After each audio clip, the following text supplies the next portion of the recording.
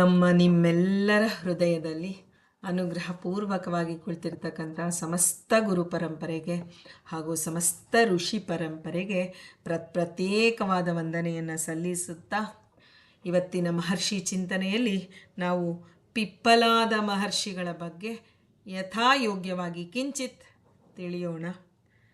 ಪಿಪ್ಪಲಾದರು ದಧೀಚಿ ಮಹರ್ಷಿಗಳ ಪುತ್ರರಾಗಿದ್ದಾರೆ. ಅವರ ತಾಯಿಯ ಹೆಸರು ಸುವರ್ಚ ಅಂತ ಹೇಳಿ. ಇವರ ಹೆಂಡತಿ ಪತ್ನಿಯ ಹೆಸರು, ಅವಳ ಹೆಸರು ಪದ್ಮಾವತಿ ಅಂತ. ಅವಳು ಅನರಣ್ಯನ ಪುತ್ರಿಯಾಗಿದ್ದಾಳೆ. ಅನರಣ್ಯ ಯಾರು ಅಂದರೆ ಶ್ರೀರಾಮನಿಗಿಂತಲೂ ಪೂರ್ವಜನಾಗಿದ್ದಾನೆ. ಈಗ ಪಿಪ್ಪಲ ಅಂದರೆ ಏನು ಅಂತ ಮೊದಲಿಗೆ ತಿಳ್ಕೊಳ್ಳೋಣ. ಪಿಪ್ಪಲ ಅಂದರೆ ಅರಳಿಯ ಮರ ಅಂತ ಅರ್ಥ. ಈ ಮಹರ್ಷಿ ಅಂದರೆ ಪಿಪ್ಪಲಾದರು ತಮ್ಮ ತಪಸ್ಸಿನ ಕಾಲದಲ್ಲಿ ಬಹುಕಾಲ ತಪಸ್ಸು ಮಾಡುವಾಗ ಅರಳಿಯ ಮರದ ಹಣ್ಣುಗಳನ್ನು ಮಾತ್ರ ಸೇವನೆ ಮಾಡ್ತಿದ್ರು. ಅದಕ್ಕಾಗಿ ಅವರಿಗೆ ಪಿಪ್ಪಲಾದರು ಅಂತಲೇ ಹೆಸರು ಬಂದಿದೆ. ಈ ಪಿಪ್ಪಲಾದರು ಅಥರ್ವಣ ವೇದದಲ್ಲಿ ನಿಷ್ಣಾತರಾಗಿದ್ದರು. ಈ ವೇದಕ್ಕೆ ಸೇರಿದಂತಹ ಷಟ್ಪ್ರಶ್ನೋಪನಿಷತ್ ಪೂರ್ಣವಾಗಿ ಪಿಪ್ಪಲಾದರ ಉಪದೇಶವೇ ಆಗಿರುತ್ತೆ.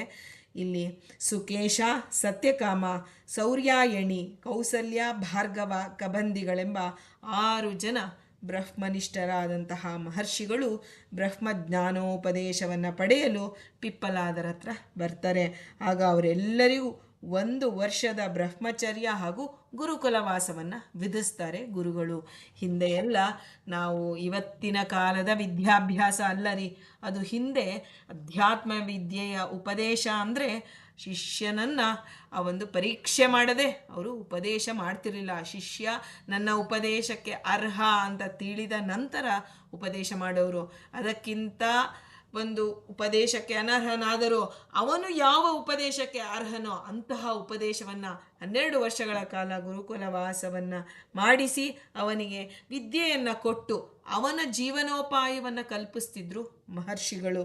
ಹೀಗೆ 6 ಜನ ಬ್ರಹ್ಮನಿಷ್ಠರಾದಂತಹ ಮಹರ್ಷಿಗಳು ಬಂದಾಗ ಅವರಿಗೆ 1 ವರ್ಷದ ಬ್ರಹ್ಮಚರ್ಯೆಯಿಂದ ಅವರು ಜೀವನ ಮಾಡಬೇಕು, 1 ವರ್ಷಗಳ ಕಾಲ ಗುರೂಪಸಕ್ತಿ ಮಾಡಬೇಕು ಅಂತ ಹೇಳಿ ವಿಧಿಸ್ತಾರೆ.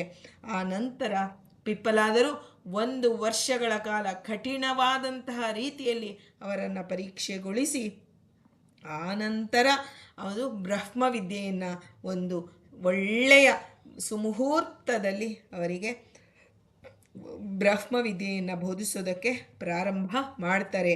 ಹೀಗೆ ನಾವು ಯಾವುದಕ್ಕೆ ಆಗಲಿರಿ ಒಂದು ಮುಹೂರ್ತ ಅಂತ ಇದೆ. ನಮಗೆ ಇವತ್ತು ಈ ಕ್ಷಣ ಪ್ರಶ್ನೆ ಬಂತು ಅಂದರೆ ಮರುಕ್ಷಣದಲ್ಲಿ ನಮಗೆ ಉತ್ತರ ಬೇಕು. ಆದರೆ ಪಿಪ್ಪಲಾದ ಮಹರ್ಷಿಗಳನ್ನು ನಾವು ಸ್ಮರಣೆ ಮಾಡಿದಾಗ ನಮಗೆ ಗುರುಕುಲವಾಸ ಹಾಗೂ ಆ ಒಂದು ಗುರುಗಳ ಒಂದು ಉಪದೇಶದ ಒಂದು ಚಿಂತನೆ ನಮಗೆ ಬರಬೇಕು ಅಂದರೆ ಪಿಪ್ಪಲಾದರನ್ನು ಸ್ಮರಣೆ ಮಾಡಬೇಕು ಅಂತ ಅವರ ಚರಿತ್ರೆಯಲ್ಲಿ ಬರುತ್ತೆ. ಗುರುಕುಲವಾಸಕ್ಕೆ ನಾವು ಅರ್ಹರಾಗಬೇಕಲ್ಲ, ಮೊದಲು ಅರ್ಹರಾಗಕ್ಕೆ ಗುರುಗಳ ದೃಷ್ಟಿ ಪರೀಕ್ಷೆ ಮಾಡೋದಕ್ಕಾದರೂ ಗುರುಗಳು ನಮ್ಮನ್ನು ಒಂದು ಆಯ್ಕೆ ಮಾಡ್ಕೋಬೇಕಲ್ಲ. ಅದಕ್ಕೆ ಪಿಪ್ಪಲಾದರ ಒಂದು ಸ್ಮರಣೆ ಬಹಳ ವಿಶೇಷ. ದಧೀಚಿ ಮಹರ್ಷಿಗಳು, ನಾವು ಹಿಂದೆ ದಧೀಚಿ ಮಹರ್ಷಿಗಳ ಬಗ್ಗೆ ಕೇಳಿದ್ವಿ. ತಮ್ಮ ಒಂದು ಇದನ್ನು ವಜ್ರಾಯುಧ, ಇವತ್ತು ಇಂದ್ರನ ವಜ್ರಾಯುಧದಲ್ಲಿ ಭಗವಂತ ಕೃಷ್ಣ ಹೇಳ್ತಾ ಇದ್ದಾನೆ, ಆಯುಧಾನಾಂ ಅಹಂ ವಜ್ರ ಅಂತ ಭಗವದ್ಗೀತೆಯಲ್ಲಿ ಶ್ರೀಕೃಷ್ಣ ಹೇಳಿದ್ದಾನೆ. ಅಂದರೆ ವಿಶೇಷವಾದಂತಹ ಸನ್ನಿಧಾನ ಇದೆ. ಅದು ದಧೀಚಿ ಮಹರ್ಷಿಗಳ ಎಲುಬು. ಆ ಎಲುಬಿನಿಂದ ತಯಾರಿಸಲ್ಪಟ್ಟದ್ದು ವಜ್ರಾಯುಧ. ಅಂದರೆ ಅವರ ತಂದೆ ಇನ್ನೆಂಥ ಭಗವಂತನ ವಿಶೇಷ ಅನುಗ್ರಹವನ್ನು ಪಡೆದವರಾಗಿದ್ದರು ಅಂತ ನಾವು ತಿಳಿತೀವಿ. ಅಂಥವರ ಮಗ ಪಿಪ್ಪಲಾದ ಮಹರ್ಷಿಗಳು. ಹೀಗೆ 1 ವರ್ಷದ ವ್ರತನಿಷ್ಠೆಯ ನಂತರ ಶಿಷ್ಯರನ್ನು ಉಪದೇಶ ಮಾಡಲು ಅವರಿಗೆ ಪಿಪ್ಪಲಾದರೇ ಉತ್ಸಾಹಿತರಾಗಿದ್ದರು ಅಂತ ಹೇಳಿ ಆ ಕುಲಪತಿಗಳಾದಂತಹ ಪಿಪ್ಪಲಾದರ ಬಳಿಗೆ ಬರ್ತಾರೆ.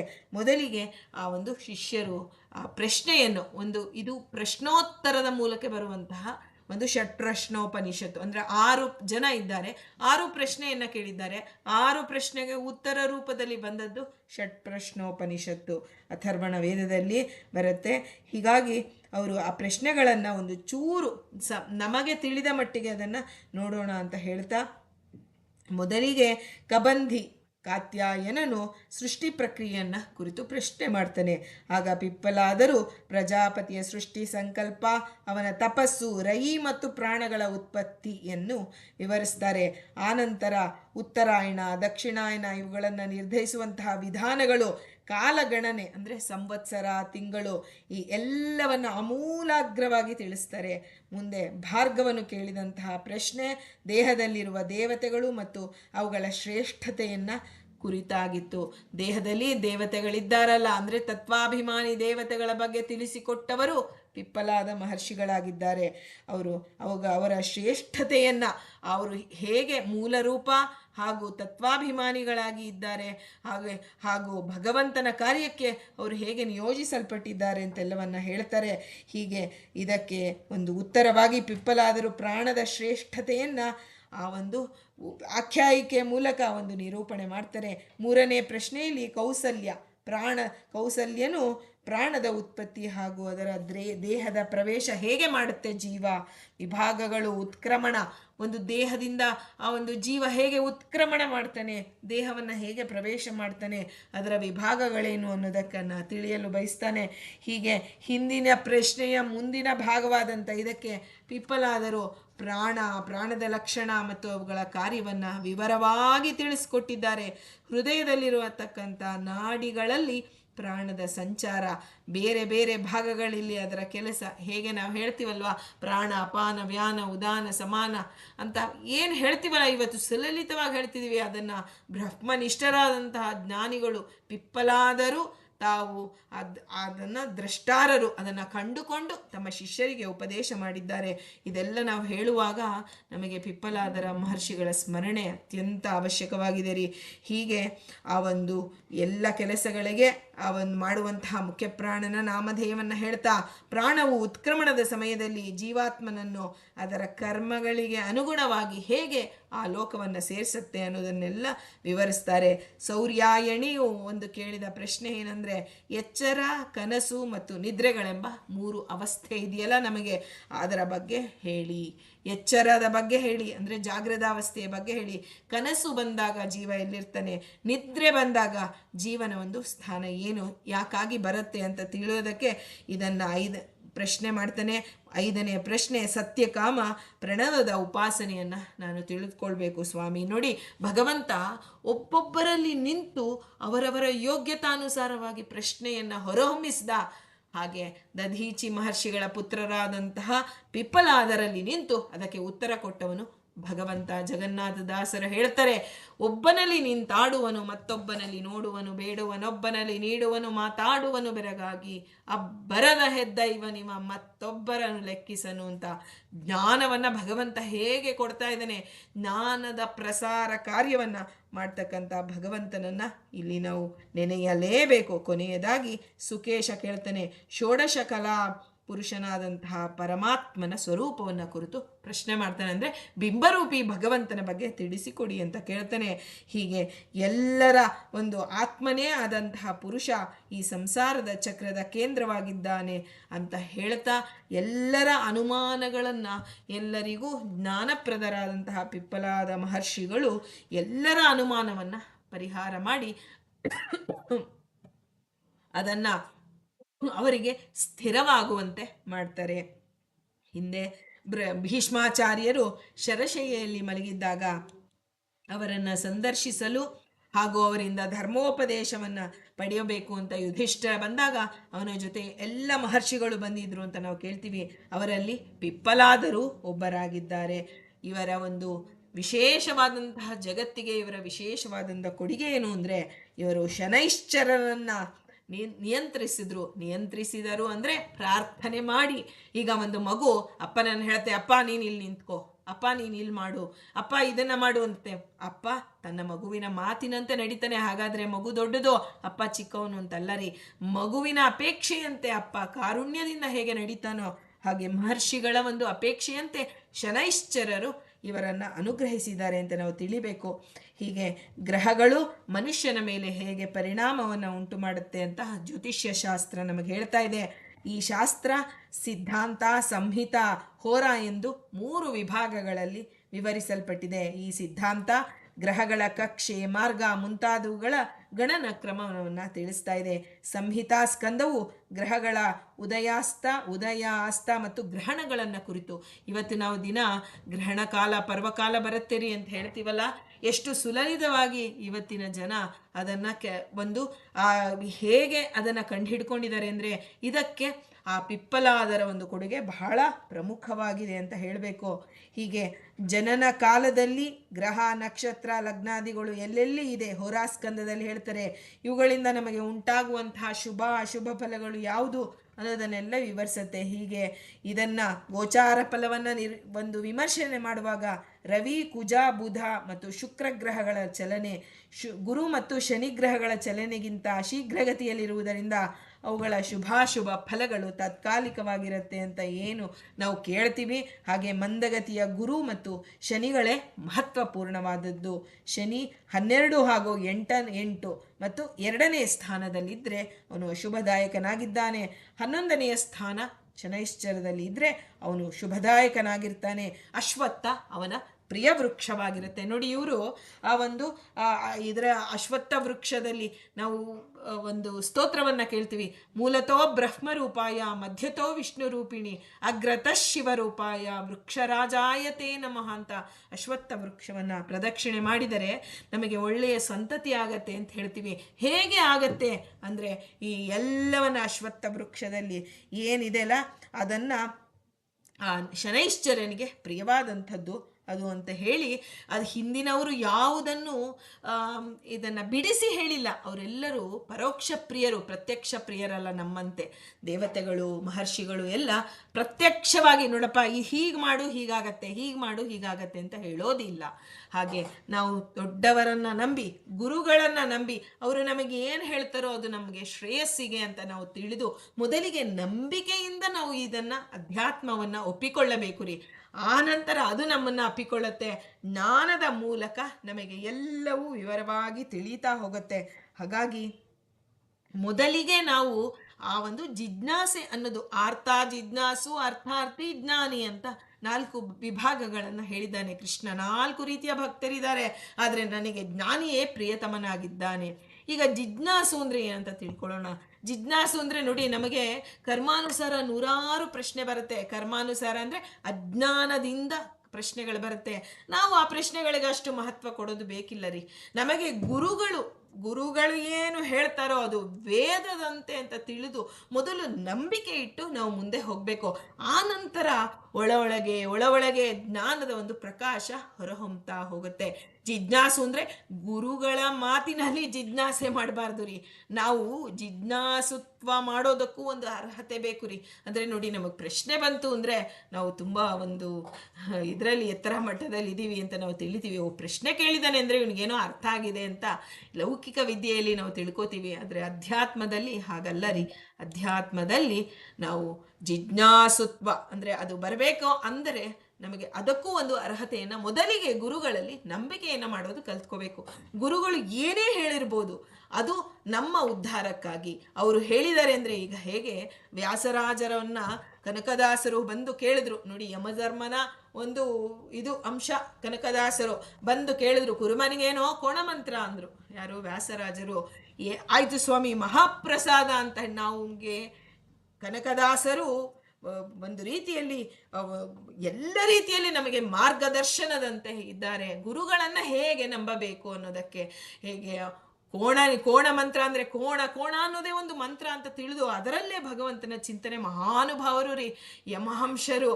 ಅವರು ಕೋಣ ಅಂದರೆ ಆ ಯಮಧರ್ಮರಾಜನ ಕೋಣ ಬಂದು ಎದುರಿಗೆ ನಿಂತು ಬಿಡತ್ತೆ. ಆಗ ಅದು ಕೇಳುತ್ತೆ, ನಿನಗೇನು ಬೇಕು ಕೇಳು ಕನಕಪ್ಪ. ಅಂದರೆ ಅವನು ಹೇಳ್ತಾನೆ, ಸ್ವಾಮಿ ನನಗೇನು ಬೇಡ, ನನ್ನ ಗುರುಗಳಿಗೆ ಬೆಳಿಗ್ಗೆ ಬಾ ನೀನು, ಅವ್ರು ಏನು ಹೇಳ್ತಾರೋ ಅದನ್ನು ನೀನು ಮಾಡಿಕೊಡು. ಅಂದರೆ ಯಾವುದೇ ರೀತಿಯಲ್ಲಿ ಸ್ವಪ್ರಯೋಜನವಿಲ್ಲದೆ ಗುರುಭಕ್ತಿಯನ್ನು ಮಾಡು, ನಿನ್ನ ಉದ್ಧಾರವಾಗತ್ತೆ ಅಂತ ಯಮಧರ್ಮರಾಜರೇ ನಮಗೆ ಒಂದು ಸಂದೇಶ ಕೊಟ್ಟಿದ್ದಾರೆ. ಹೀಗೆ ಯಮಧರ್ಮ ಪಿತೃಪಕ್ಷ ಕಾಲದಲ್ಲಿ ನಾವು ಯಮಧರ್ಮರಾಜನ ವಿಶೇಷವಾದಂತಹ ಸ್ಮರಣೆ ಮಾಡಿ ಎಲ್ಲ ಕಾಲದಲ್ಲೂ ನಾವು ಯಾವ ಕಾರಣಕ್ಕೂ ಮೃತ್ಯುವಿಗೆ ಹೆದರಬಾರದು ರೀ. ಸೃಷ್ಟಿ ಮಾಡಿದ ಭಗವಂತ, ಮೃತ್ಯುವು ಅವನ ಕರುಣೆ ಅಂತ ತಿಳಿಬೇಕು. ಮೃತ್ಯು ಅಂದರೆ ನಾವು ಭಯ ಪಡ್ತೀವಿ, ಅಯ್ಯೋ ನಾವು ದೇಹ ಬಿಟ್ಟು ಹೋಗ್ತೀವಿ ರೀ, ಇವ್ರನ್ನೆಲ್ಲ ಬಿಟ್ಟು ಹೋಗ್ತೀವಿ ಅಂದರೆ ಅದು ಯಾವತ್ತಿದ್ರೂ ಜನನ ಮತ್ತು ಮರಣ ಅನ್ನೋದು ಅಪರಿಹಾರ್ಯವಾದದ್ದು ಅಂತ ಶ್ರೀಕೃಷ್ಣ ಗೀತೆಯಲ್ಲಿ ಹೇಳಿದ್ದಾನೆ. ಇದೆಲ್ಲವನ್ನ ಪಿಪ್ಪಲಾದರೂ ಷಟ್ಪ್ರಶ್ನೋಪನಿಷತ್ತಲ್ಲಿ ವಿವರಿಸ್ತಾ ಇದ್ದಾರೆ. ಇದೆಲ್ಲವೂ ನಮ್ಮ ಮಾತಲ್ಲ, ಮಹರ್ಷಿಗಳ ಚಿಂತನೆ ಅಂತ ನಾವು ತಿಳಿಬೇಕು. ಹೀಗೆ ಒಂದು ಪ್ರತಿಯೊಬ್ಬರ ಜೀವಿತಾವಧಿಯಲ್ಲಿಯೂ ಆ ಶನೈಶ್ಚರನ ಒಂದು ದೃಷ್ಟಿ ಒಂದಲ್ಲ ಒಂದು ಬಾರಿ ಆ ಒಂದು ಬಿದ್ದೇ ಬೀಳತ್ತೆ. 7.5 ಅಂತ ನಾವೇನು ಹೇಳ್ತೀವಲ್ಲ ಅದನ್ನು. ಆದರೆ ಆ ಒಂದು ಪಿಪ್ಪಲಾದ ಮಹರ್ಷಿಗಳು ಶನೈಶ್ಚರರನ್ನು ಪ್ರಾರ್ಥನೆ ಮಾಡ್ತಾರಂತೆ, ಸ್ವಾಮಿ, ಚಿಕ್ಕ ಮಕ್ಕಳು ಆ ಶನಿನ ದೃಷ್ಟಿಯಿಂದ ಯಾವ ಕಾರಣಕ್ಕೂ ಕಷ್ಟವನ್ನು ಅನುಭವಿಸಬಾರದು ಎಂಬ ಆಶಯದಿಂದ 12 ವರ್ಷಕ್ಕಿಂತ ಕಿರಿಯರನ್ನ ನೋಡಿ, 12 ವರ್ಷದವರೆಗೂ ಮಕ್ಕಳಿಗೆ ಶನಿಕಾಟ ಇರೋದಿಲ್ಲ. ಯಾವುದೇ ಜನನವಾದ 12 ವರ್ಷಗಳ ಕಾಲ ಅವರಿಗೆ ಬರೋದಿಲ್ಲ. ಅದನ್ನು ಪಿಪ್ಪಲಾದ ಮಹರ್ಷಿಗಳು ಶನೈಶ್ಚರನಿಗೆ ಆಜ್ಞೆ ಮಾಡಿದರು. ಅಂದರೆ ನಾನು ಹೇಳಿದಂತೆ ಮುಂಚೆನೆ ಅವರು ತಮ್ಮ ಒಂದು ಪ್ರಾರ್ಥನೆಯನ್ನು ಶನೈಶ್ಚರರಿಗೆ ಮಾಡಿದ್ದಾರೆ. ಇದೇ ರೀತಿ ಇಂಥ ಸಂದರ್ಭದಲ್ಲಿ ನಾವು ಮಾಂಡವ್ಯರನ್ನು ಸ್ಮರಣೆ ಮಾಡಬೇಕು ರೀ. ಮಾಂಡವ್ಯರು ಅಷ್ಟೇ, ಮಕ್ಕಳು ಮಾಡಿದಂತಹ 12 ವರ್ಷದವರೆಗೆ ಮಕ್ಕಳು ಮಾಡಿದಂತಹ ಅಪರಾಧಗಳಿಗೆ ಆ ಒಂದು, ಯಾಕೆಂದರೆ ವಿವೇಚನಾ ಶಕ್ತಿ ಇನ್ನು ಬೆಳೆದಿರೋದಿಲ್ಲ, ಅದಕ್ಕಾಗಿ ನೀನು ಅವರಿಗೆ ಶಿಕ್ಷೆಯನ್ನು ವಿಧಿಸಬಾರದು ಅಂತ ಹೇಗೆ ಯಮದೇವರನ್ನು ಕೇಳಿದ್ರು ಅಣಿಮಾಂಡವ್ಯರು ಅಂತ ಇದನ್ನು ನಾವು ಇಲ್ಲಿ ನೆನಪಿಸಿಕೊಳ್ಳಬಹುದಾಗಿದೆ. ಹೀಗೆ ಶನೈಶ್ಚರರು ಪಿಪ್ಪಲಾದರ ಅಪ್ಪಣೆಯನ್ನು ಶಿರಸಾವಹಿಸಿ, ಅಂದರೆ ತಂದೆ ಆದವನು ತನ್ನ ಮಗುವಿನ ಮಾತನ್ನು ಹೇಗೆ ಕೇಳ್ತಾನೋ ಹಾಗೆ ನಾನು ಯಾವತ್ತೂ ಮಕ್ಕಳನ್ನು ಪೀಡಿಸುವುದಿಲ್ಲ ಅಂತ ಹೇಳಿ ವಚನ ಕೊಟ್ಟ ಅಂತ ಹೇಳ್ತೀವಿ. ಇವತ್ತು ಮಕ್ಕಳಿಗೆ ಶನಿಕಾಟ ಇಲ್ಲ ಅನ್ನೋದಾದರೆ ಅದಕ್ಕೆ ಪಿಪ್ಪಲಾದ ಮಹರ್ಷಿಗಳೇ ಕಾರಣ. ಹಾಗಾಗಿ ಪಿಪ್ಪಲಾದ ಮಹರ್ಷಿಗಳನ್ನು ಪುಟ್ಟ ಮಗುವಿದ್ದಾಗಿನಿಂದ ಹಿಡಿದು 12 ವರ್ಷಗಳ ಕಾಲದ ಮಕ್ಕಳನ್ನು ಎಲ್ಲೇ ನೋಡಿದರೂ ನಾವು ಅವರನ್ನು ಕುರಿತು ಚಿಂತನೆ ಮಾಡಬೇಕು. ಇವರಿಗೆ ಶನಿಕಾಟ ಇಲ್ಲ ಅಂದರೆ ಇದಕ್ಕೆ ಪಿಪ್ಪಲಾದ ಮಹರ್ಷಿಗಳ ಪ್ರಾರ್ಥನೆ ಕಾರಣವಾಗಿದೆ. ಶನೈಶ್ಚರನ ಅನುಗ್ರಹ ಇವರ ಮೇಲೆ ಇದೆ. ಅದಕ್ಕೆ ನೋಡಿ, ಆ ಒಂದು ಚಿಗುರೊಡೆಯುವಂತಹ ಮಕ್ಕಳ ಒಂದು ಇದರಲ್ಲಿ 12 ವರ್ಷಗಳ ಕಾಲ ಯಾಕೆ ಗುರುಕುಲ ವಾಸವನ್ನು 12 ವರ್ಷ ಅಂತಲೇ ಯಾಕೆ ಹೇಳಿದರು ಅಂದರೆ 12 ವರ್ಷಗಳ ಕಾಲ ಶನಿಕಾಟ ಇರೋದಿಲ್ಲ, ಅವರಿಗೆ ಯಾವುದೇ ರೀತಿಯ ಗ್ರಹಬಾಧೆಗಳು ಇರೋದಿಲ್ಲ ಅಂದಾಗ. ಈಗ ನಾವು ಹೇಳ್ತೀವಿ ಮಕ್ಕಳಿಗೆ ನೋಡಿ ಅದು ಈ ಬಾಲಗ್ರಹ ಪೀಡಿತರಾದರು ಅಂತ. ಆದರೆ ಶನಿಗ್ರಹ ಪೀಡಿತ ಅಲ್ಲ ರೀ. ಶನಿಗ್ರಹದ ಒಂದು ಕಷ್ಟದ ಮುಂದೆ ಯಾವ ಗ್ರಹವೂ ಕೊಡೋದಿಲ್ಲ ಅಂತಹ ಕಷ್ಟ. ಅಂತಹ ಕಷ್ಟದ ಸಮಯ ಬರುತ್ತೆ ನಮಗೆ 7.5. ಹಾಗಾಗಿ 12 ವರ್ಷಗಳ ಕಾಲ ಗುರುಕುಲ ವಾಸವನ್ನು ಆ ಒಂದು ಇದನ್ನು ಮಾಡ್ತಾರೆ, ವಿಧಿಸಿದ್ದಾರೆ. 12 ವರ್ಷಗಳು ಅಂದಾಗ ಈ ಎಂತಹ ಯಮದೇವರ ಆ ಒಂದು ಅನುಗ್ರಹವೂ ಇದೆ. ಅವರು ಮಾಡಿದಂತಹ ತಪ್ಪುಗಳಿಗೆ ಶಿಕ್ಷೆ ಇಲ್ಲ, ಹಾಗೂ ಶನಿಕಾಟ ಇರೋದಿಲ್ಲ ಅಂತ ಹೇಳ್ತಾ ಈ ಇಬ್ಬರು ಮಹರ್ಷಿಗಳನ್ನು, ಅಣಿಮಾಂಡವ್ಯರನ್ನು ಹಾಗೂ ಪಿಪ್ಪಲಾದ ಮಹರ್ಷಿಗಳನ್ನು ನಾವು ಇದರಲ್ಲಿ ಸ್ಮರಣೆ ಮಾಡಬೇಕು. ಹೀಗೆ ಪಿಪ್ಪಲಾದ ಮಹರ್ಷಿಗಳು ಬ್ರಹ್ಮಜ್ಞಾನವನ್ನು ಯಾರಿಂದ ಪಡ್ಕೊಂಡ್ರು ರೀ ಅಂದರೆ ನಚಿಕೇತನಿಂದ ಪಡೆದುಕೊಂಡ್ರು ಅಂತ ಬರುತ್ತೆ. ಮಹಾಭಾರತದ ಶಾಂತಿ ಪರ್ವದಲ್ಲಿ ಇದನ್ನು ಹೇಳಿದೆ. ಹಾಗೆ ನಚಿಕೇತ ಯಾರು? ನಚಿಕೇತ ಯಮದೇವರಿಂದಲೇ ಸಾಕ್ಷಾತ್ತಾಗಿ ಬ್ರಹ್ಮಜ್ಞಾನವನ್ನು ಪಡೆದುಕೊಂಡಾದ ಮಹಾನ್ ಋಷಿಯಾಗಿದ್ದಾನೆ ನಚಿಕೇತ. ಮುಂದೆ ಅವರ ಆ ಋಷಿಯ ವಿಷಯವನ್ನು ತಿಳಿಯೋಣ ಅಂತ ಹೇಳ್ತಾ ಇದು ಕಠೋಪನಿಷತ್ತಿನಲ್ಲಿ ಬರುತ್ತೆ.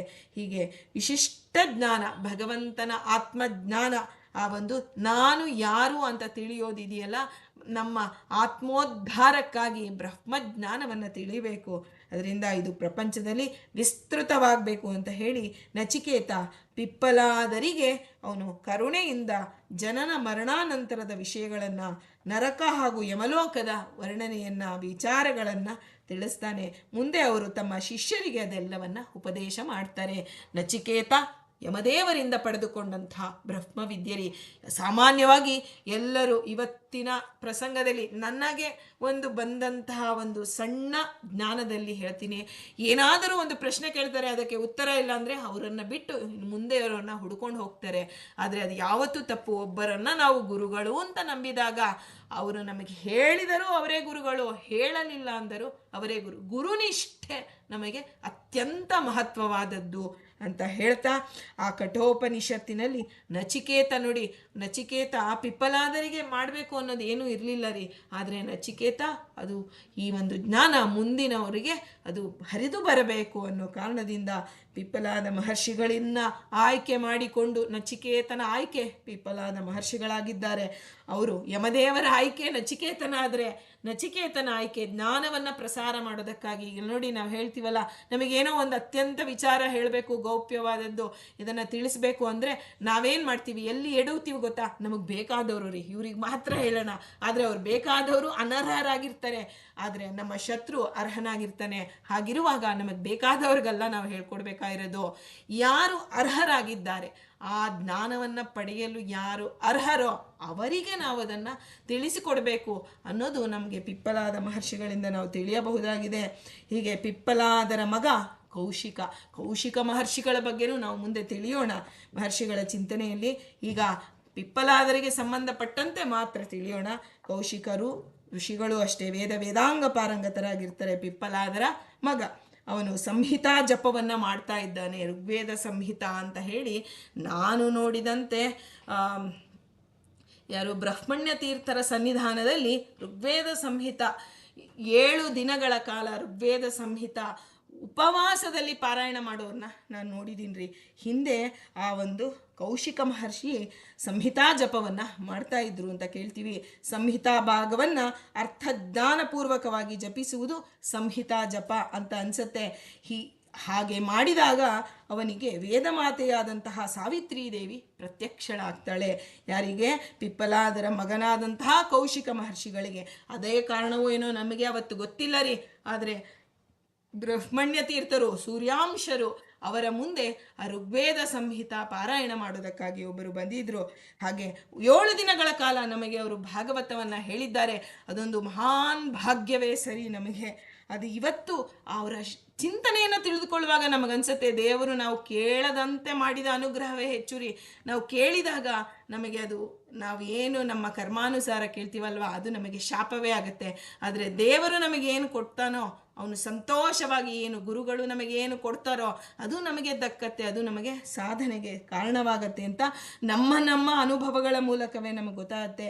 ಹೀಗೆ ಆ ಒಂದು ಕೌಶಿಕ ಮಹರ್ಷಿಗಳಿಗೆ ದೇವಮಾತೆ, ವೇದಮಾತೆಯಾದಂತಹ ಸಾವಿತ್ರಿ ದೇವಿ ಪ್ರತ್ಯಕ್ಷಳಾಗ್ತಾಳೆ.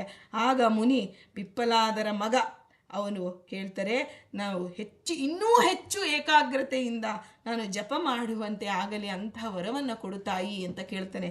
ಆಗ ಅವಳು ಇನ್ನೂ 1,000 ವರ್ಷಗಳ ಕಾಲ ಅವನು ಆ ರೀತಿ ಸಾವಿತ್ರಿಯ ವರಬಲದಿಂದ ತಪಸ್ಸು ಮಾಡ್ತಾನೆ. ಆಗ ಯಮಧರ್ಮರಾಜರು ಬರ್ತಾರೆ. ಬಂದು ನಿಮ್ಮನ್ನು ಪುಣ್ಯತಮವಾದಂತಹ ಲೋಕಗಳಿಗೆ ನಾವು ಕರ್ಕೊಂಡು ಹೋಗಬೇಕು ಅಂತ ಹೇಳಿ ಪ್ರಾರ್ಥನೆ ಮಾಡ್ಕೋತಾರೆ ಯಮದೇವರು ಅವರ ಮುಂದೆ. ಅಂದರೆ ಅಂತಹ ಮಹರ್ಷಿಗಳಾಗಿದ್ದಾರೆ ಪಿಪ್ಪಲಾದರ ಮಕ್ಕಳು, ಅಂತಹ ಜ್ಞಾನ ಸಂಪನ್ನರಾಗಿದ್ದಾರೆ. ಆಗ ಅಲ್ಲಿ ಆ ಒಂದು ಮುನಿ ಹೇಳ್ತಾನೆ, ಲೋಕಾಂತರದ ವಾಸಕ್ಕಿಂತ ಜಪದ ಆನಂದವೇ ನನಗೆ ಉತ್ತಮ ಅಂತ ಹೇಳಿಬಿಟ್ಟು ಸುಮ್ಮನಾಗಿ ಬಿಡ್ತಾರೆ. ಆದರೆ ಯಮಧರ್ಮರಾಜರು ಹೇಳ್ತಾರೆ, ಒಮ್ಮೆ ದೇಹ ಬಂದ ಮೇಲೆ ಆ ದೇಹವನ್ನು ಬಿಡಲೇಬೇಕು ಉತ್ತಮ ಲೋಕಗಳಿಗೆ. ಈ ಒಂದು ಕರ್ಮ ಪುಣ್ಯವಾಗಲಿ ಪಾಪವಾಗಲಿ ಅದನ್ನು ನಾವು ಅನುಭವಿಸಲೇಬೇಕು ಅಂತ ಹೇಳಿದಾಗ, ಇಲ್ಲ, ಕಾಲ, ಮೃತ್ಯು, ಯಮ ಎಲ್ಲರೂ ಅವನ ಮುಂದೆ ಬಂದರು. ಧರ್ಮಕ್ಕೆ ಅಭಿಮಾನಿಯಾದಂತಹ ಯಮಧರ್ಮರಾಜನ ರೂಪ ಬೇರೆ, ಯಮ ಎಲ್ಲರಿಗೂ ಶಿಕ್ಷೆ ಕೊಡುವಂತಹ ರೂಪವೇ ಬೇರೆ ಇದೆ. ಎರಡೂ ರೂಪದಿಂದ ಯಮದೇವರು ಬಂದಿರ್ತಾರೆ. ಆಗ ಕೌಶಿಕರು ಅವರನ್ನೆಲ್ಲ ಯಥಾಯೋಗ್ಯವಾಗಿ ಗೌರವಿಸಿ, ಅದೇ ಸಮಯಕ್ಕಾಗಿ ಇಕ್ಷ್ವಾಕು ಮಹಾರಾಜನು ಅಲ್ಲಿ ಬರ್ತಾನೆ. ಕೌಶಿಕ ಮಹರ್ಷಿಗಳು ರಾಜನಿಗೆ, ನನಗೆ ಯಾವ ಜಪದ ಒಂದು ಫಲವೂ ಬೇಡ ಅಂತ ಹೇಳಿ ರಾಜನಿಗೆ ಧಾರೆ ಎರೆದು ಕೊಟ್ಬಿಡ್ತಾರೆ. ನನಗೆ ಜಪದ ಒಂದು ಸೌಭಾಗ್ಯವೇ ಸಾಕು, ನನಗೆ ಅದರಿಂದ ಬರುವಂತಹ ಫಲ ಬೇಡ. ನನಗೆ ಬಿಂಬರೂಪಿ ಭಗವಂತನ ತಿಳಿಯುವುದೇ, ಅವನ ಪ್ರೀತ್ಯರ್ಥವಾಗಿ ಮಾಡುವುದೇ ಈ ಜಪ. ಹಾಗಾಗಿ ಅವನು ಪ್ರೀತಿಗೊಂಡರೆ ನನಗೆ ಸಾಕು, ನನಗೆ ಯಾವ ಅವಸ್ಥೆಯೂ ಬೇಡ ಅನ್ನುವಂಥ ಪರಮ ವೈರಾಗ್ಯಶಾಲಿಗಳಾಗಿದ್ದಾರೆ.